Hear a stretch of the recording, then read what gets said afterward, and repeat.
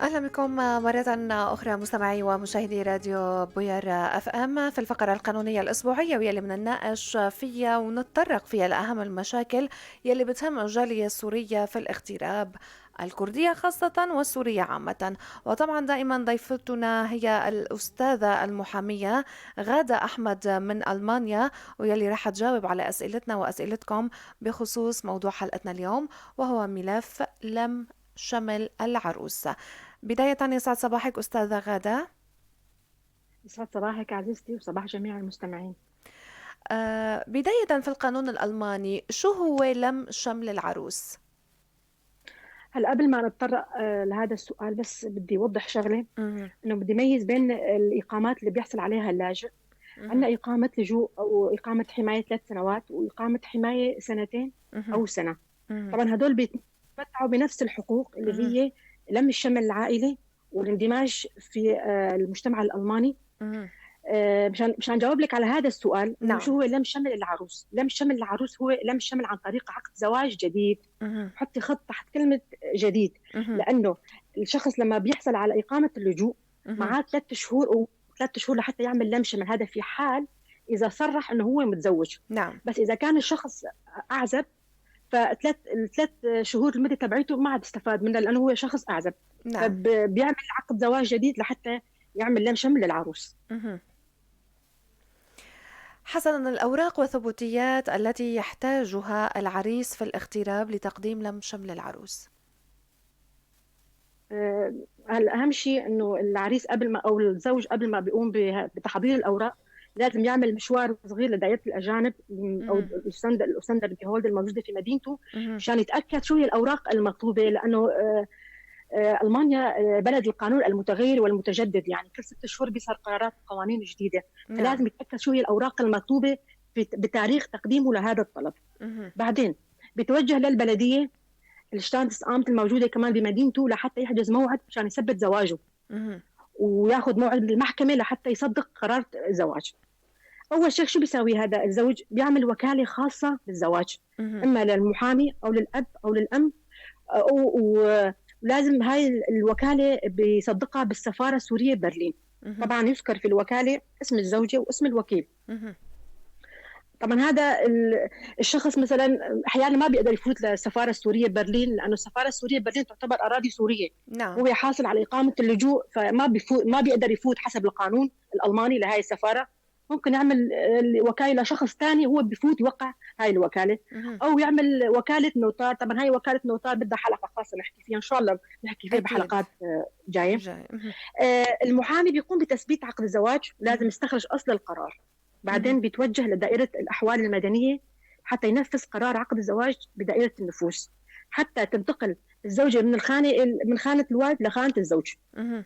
اثنين، لازم كمان يأمن عقد العمل. نعم. كمان عقد العمل بيختلف من مدينة لمدينة، بس الأفضل أنه يكون عقد عمل دائم. ليش مهم. عقد عمل دائم؟ مشان يتجنب مزاجية الموظف الألماني، لأن الموظف الألماني في ألمانيا هو القانون، عنده حرية التصرف، حرية الاجتهاد فيه أيضا. نعم. كمان بجهز ورقة بيان للراتب، يعني آخر 3 شهور راتبه. مهم.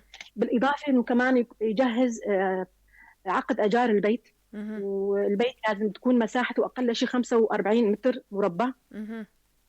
وصورة عن الجواز الألماني للزوج، مهم. وصورة عن الهوية الألمانية، مهم. وصورة عن الإقامة الألمانية قرار المحكمة يعني. مهم. وكمان ما ينسى يحجز موعد بالسفارة الألمانية مشان مقابلة الزوجة، سواء بالسفارة الألمانية في بيروت، مهم. أو القنصلية الألمانية في أربيل أو تركيا أو السودان. مهم.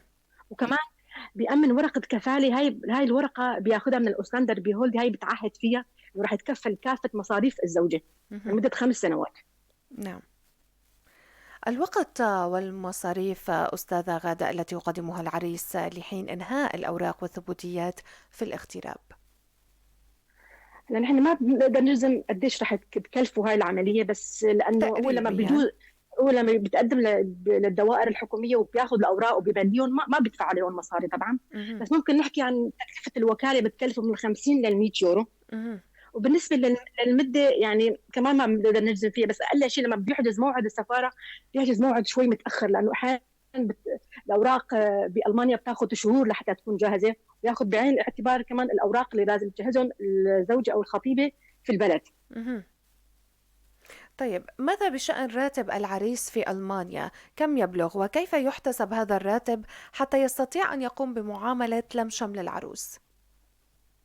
اهم شيء الراتب تبعه لازم يغطي مصاريفه ومصاريف الزوجه. مهم. مصاريفه مثلا هلا بحسبه صغيره، مثلا هون الانسان العادي اللي ما بيشتغل الحكومه بتتكفل باجار بيته وبالتامين الصحي، وبتعطيه مبلغ من النقود متكفيه لمعيشته. يعني مثلا اذا قلنا بتعطيه 400 يورو وبتعطيه اجار بيته وبتعطيه تامين صحي، لازم كمان يضيف عليهم المبلغ اللي بكفي تامين الزوجه ومعيشه. يعني بحسبه صغيره بتوصل احيانا كحد ادنى من 1400 يورو ل مهم. 1700، كمان بيختلف بحسب المدينه وبحسب المقاطعه اللي عايش فيها الزوج. مهم.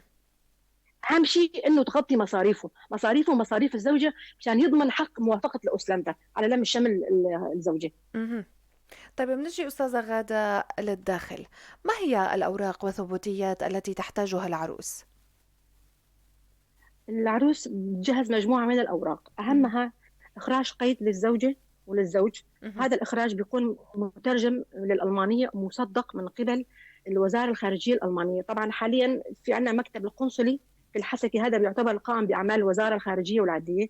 اثنين، سند إقامة للخطيبة بيكون موقع ومختوم من قبل المختار ومصدق كمان من قبل الخارجية السورية. مهم. بيان قيد فردي أو إخراج قيد فردي كمان يكون مصدق من قبل أمين السجل المدني بالمحافظة. مهم.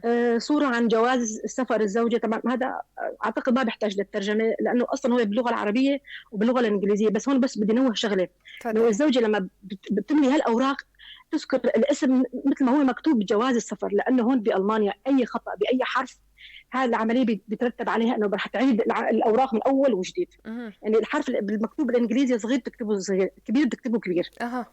بس حبيت نوه لهي النقطة بس. مهم. وكمان عقد الزواج اللي صادر عن المحكمة الشرعية المترجم والمصدق كمان من قبل الوزارة الخارجية والعدلية، نعم. ودفتر العائلة، مهم. وبيان زواج صادر عن البوابة الإلكترونية. هاي في حال إذا كان عندها موعد سفارة، موعد المقابلة في سفارة بيروت. مهم. صور شخصية عدد 3، مهم. صورة عن الإيميل أو موعد اللي حدد الزوج موعد السفارة يكون معاها كمان صورة عن الإيميل، نعم. وشهادة اللغة اللي هي مستوى مهم. طيب ما هي مصير الأوراق والمستندات التي تجهزها العروس أو إلى أين ترسل وما هي مدة البت بطلب لم شمل العروس؟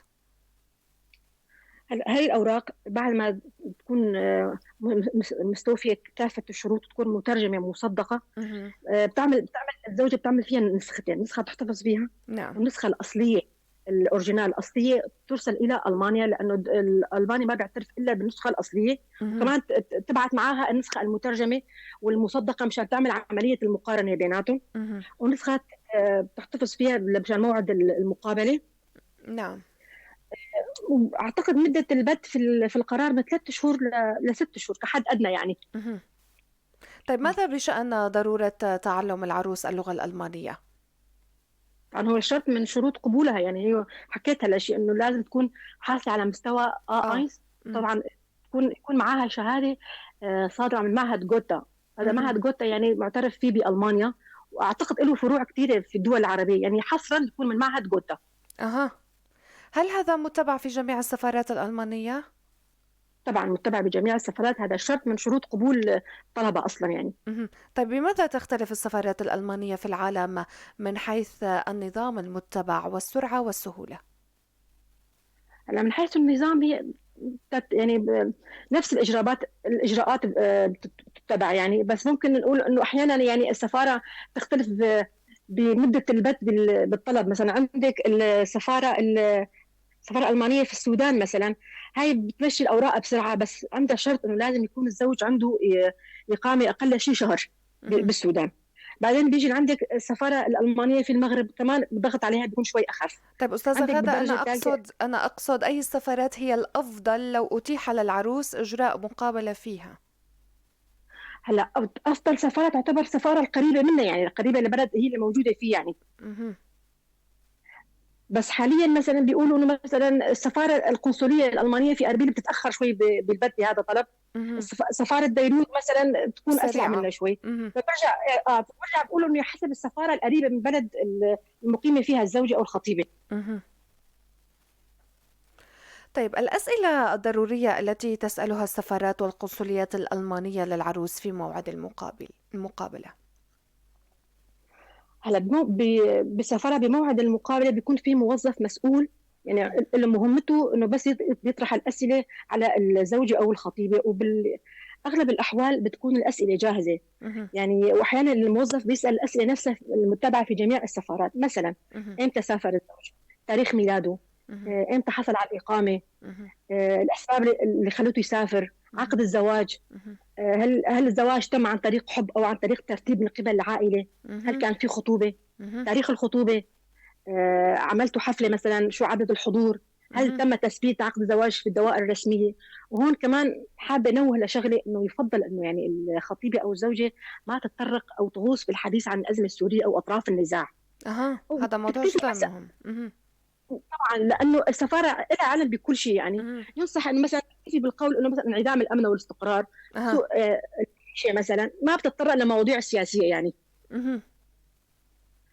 والمقابله بتستمر من 15 دقيقه ل 60 دقيقه. اهم. احيانا ممكن كمان تسال عن عمل الزوج مثلا المقيم في المانيا، نعم. شو كان بيشتغل قبل ما كان يسافر لالمانيا مثلا، شو اهم. مستوى التعليمي إلك او مستوى التعليمي للزوج مثلا، شو هي مشاريعك اذا سافرتي لالمانيا مثلا. اهم.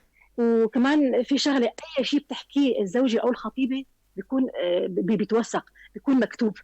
أها. يعني مثلا اذا سافرت لالمانيا احتمال مثلا تنسال نفس الاسئله بالمحكمه او بشتان تسأمت لما بدها تثبت عقد الزواج، فبتحاول قدر الامكان انه تكون عرفانه شو حكيانه، يعني مشان لانه حسيت في تطابق بين الحكي. أها. نعم. الأسئلة الضرورية، كنا عم نحكي عن الأسئلة الضرورية التي تسألها السفارات. الإجراءات القانونية النهائية لسفر العروس إلى ألمانيا ما هي؟ هلا مجرد ما بتحصل الزوجه عن الفيزا او الباسبورت السوري تبعها بينختم بالفيزا الالمانيه، مهم. معاها 3 شهور. مدة صلاحية الفيزا هي 3 شهور، خلالها 3 شهور لازم تسافر فيهم لألمانيا، لأنه بعد 3 شهور تفقد صلاحية الفيزا. نعم. فيفضل إنه هي تسافر مجرد ما حصلت على الفيزا، تحجز الطيارة وتسافر. مهم. طيب، هل هناك أي إجراء متبع حين وصول العروس إلى أي مطار في ألمانيا؟ ما في إجراء معين يتبع، لأنه هي بتدخل الأراضي الألمانية دخول نظامي عن طريق فيزا لم الشمل، بتدخل يعني نظامي وما عندها أي مشاكل، خلص تدخل دخول نظامي للأراضي الألمانية، لأنه معاها فيزا، يعني معاها فيزا لم شمل. مهم. طيب أخيرا أستاذة غادة، ما هي آلية تثبيت عقد القران في ألمانيا؟ تثبيت عقد الزواج في ألمانيا بتكون عن هلا آه، الزوج بيكون حاجز هو موعد بالبلديه، يعني مهم. بالشتاندس امت، وبتواصل معاها مشان يثبت الزواج، وبعد ما بياخذ كمان موافقه قرار المحكمه. وهون كمان في حال مثلا اذا الفيزا تاخرت عند الزوجه، هو الزوج بيكون اخذ موعد مسبقا من البلديه، فهو قادر يتواصل مع البلديه مشان ياخر موعد تثبيت الزواج، وورقه التثبيت بيبعتها للسفاره. نعم. فهمتي علي؟ اظني فهمت. وبعدين بتوجهوا للبلديه وبثبتوا عقد الزواج، وطبعا لازم يكونوا الشخصين حاضرين. ومده تثبيت العقد ما بتتجاوز 30 دقيقه. مهم. وهون بتحصل الزوجه على اقامه لم الشمل. طبعا نعم. هي في عن طريق هاي الاقامه بترجع لسوريا. في مهم. حال حبت تاخذ اقامه اللجوء، فهي بتقدم على اللجوء وبتاخذ اللجوء وجواز الالماني. هون بيتغير الصفه القانونيه لاقامته في المانيا، من اقامه لم الشمل لاقامه اللجوء. أها. بس قبل ما بس انهي كلامي، حابه اوضح شغله، تفضلي. انه هلا الحكومه الجديده اللي وصلت لالمانيا، من ضمن قراراتها انه هي رح تسرع بعمليه البت باجراءات لم الشمل. وفي كتاب رح تصدره اللي هي وهو عقد الحلفاء، طبعا لانه 3 احزاب وصلوا للحكم. هذا الكتاب يعني هو 180 صفحه، مهم. وراح ضمن هذا الكتاب رح يعالجوا فيه قضايا اللاجئين عامه وقضايا اللاجئ السوري خاصه، انه اهم. مشان يتسرع عمليه لم الشمل. طبعا الحكي من الكواليس طبعا، بس هذا الشيء السماء وصل لحيز التنفيذ، وان اهم. شاء الله بيتنفس بعد راس سنه بيدخل لحيز التنفيذ. إن شاء الله. شكرا جزيلا لك الأستاذة المحامية غادة أحمد على هذه المعلومات. كنت معنا ضمن الفقرة الحوارية، فقرة الأسبوعية التي تهم الجالية السورية في الاغتراب، الكردية خاصة والسورية عامة. شكرا جزيلا لك. شكرا كثير لك. سنكمل فقرات عطر الصباح بعد هذا الفاصل.